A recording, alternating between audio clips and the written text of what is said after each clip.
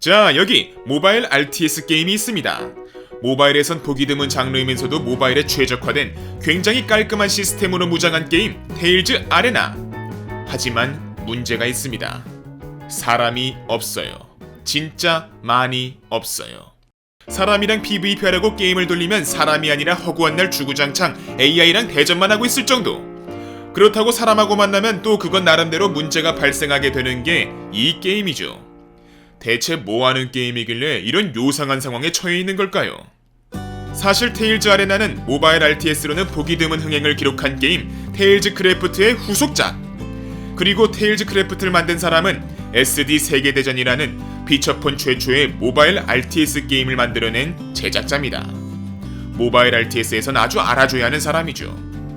그리고 독창적인 시도보다는 RPG 위주로 돌아가는 한국 게임에 안타까움을 느끼고 있는 사람이기도 하죠.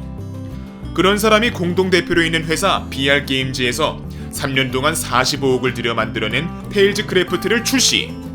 유명한 IP도 아니고 어디서 듣도 보도 못한 생소한 캐릭터들을 전면에 내세운 이 게임이 뭐하는 게임인가 하고 한번 보니 대규모의 유닛을 생산하고 이를 하나하나 세심하게 컨트롤할 수 있으면서도 게임 방식이 복잡하지 않고 단순한, 말하면서도 이게 가능해? 라는 생각이 드는 RTS 게임. 모바일 유저에게 생소한 장르인 만큼 망할 운명이라면 광속으로 망해버릴 수도 있었겠지만 결과는 성공적. 스타크래프트를 즐긴 중장년층 유저에게 크게 어필하며 베타 테스트 기간에만 하루 평균 매출 1,500만원을 찍었죠. 유닛의 능력치와 생산 가격 등 단순한 수치만 신경 쓰는 게임이었기 때문인지 밸런스도 황금 밸런스라 불릴 정도로 잘 잡혀 있었죠. 할만한 모바일 RTS를 찾던 유저들은 이 게임에 빠져들었습니다. 하지만 이 게임에 빠져드는 유저가 많아질수록, 그러면서 고수들이 많아질수록 신규 유저들에겐 새로운 친구가 찾아왔죠. 그 이름하여 진입장벽이라는 아주 무서운 친구. 원래 RTS 게임과 가장 친한 친구긴 하지만 테일즈 크래프트엔 이 친구를 시스템적으로 뒷받침하는 요소가 있었는데, 바로 RPG처럼 유닛 카드의 레벨을 올려줄 수 있는 시스템. 디즈니 4천성으로 일주일 만에 150만 다운로드를 기록했지만 패키지 게임의 수익 모델을 채택한 덕에 재정 위기를 겪었던 회사답게 수익성 하나는 보장된 랜덤으로 상자를 열고 거기서 카드 조각을 모아 카드를 업그레이드하는 시스템을 채택했죠. 클래시로얄 생각하면 편합니다. 그런데 이게 문제가 되는 게 뭐냐면 유닛 레벨이 차이가 나면 전략이고 나발이고 아무 의미가 없다는 거죠. 유저 수가 많을 때야 그게 뭐 어때서? 라고 웃을 수 있죠.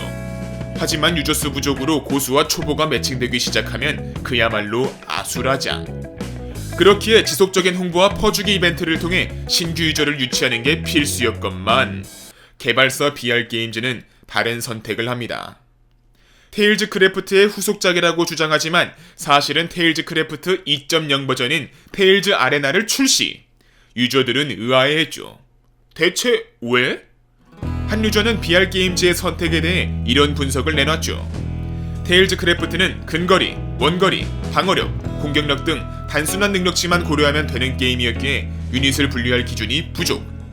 덕분에 황금 밸런스의 게임이 나왔지만 황금 밸런스 덕에 신규 유닛을 팔아먹지 못해 수익 내기 힘든 게임이었다고요. 게임이 너무 잘 만들어져서 돈을 못 번다는 아주 코미디보다 더 코미디 같은 상황. 그래서 테일즈 아레나는 기계, 생체 등의 상성 시스템을 도입하며 한 차원 더 복잡해진 게임이 됐죠. 신규 캐릭 내기는 좋겠군요. 하지만 그 대신 밸런스를 잃었습니다. 눈물. 테일즈 아레나가 잃은 건 이뿐만이 아닙니다. 골수 유저들도 잃었죠. 테일즈 아레나 출시 이후 테일즈 크래프트 계정을 테일즈 아레나로 이관하는 작업이 실시되었는데 이걸 단 2주만 진행. 이 기간이 끝나면 이전이 불가능해졌죠. 군대에 있었거나 잠시 테일즈 크래프트를 접었다 복귀하려던 유저들에겐 아주 청천벽력 같은 소식. 게다가 테일즈 크래프트에 있던 유닛들을 모두 출시한 게 아니라 일부만 출시했으며 테일즈 크래프트보다 카드 육성의 난이도가 상승. 기존 유저들의 반발이 상당했죠. 유저 이탈은 당연지사였습니다.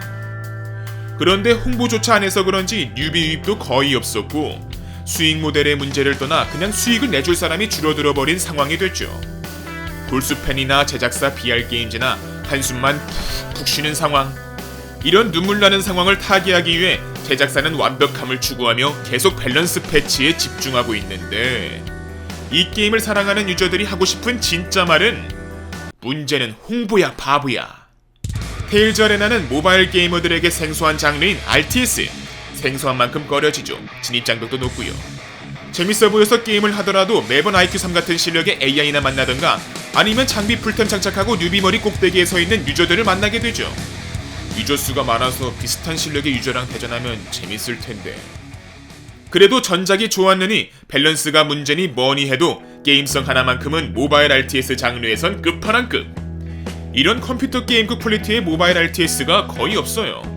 거의 없는 이유가 있긴 하지만 어쨌든 아는 사람 없는 골목에 숨겨진 맛집 같은 게임이죠. 아무도 몰라서 망하게 생긴 것도 비슷하군요. 그래서 유저들이 직접 발로 뛰며 테일즈 아레나 하세요 라며 영업을 하는 상황인데, 개발자는 제발 해달라는 홍보는 안 하고 밸런스 잡기에 집중하고 있으니 유저들 화병 나게 생긴 상황입니다.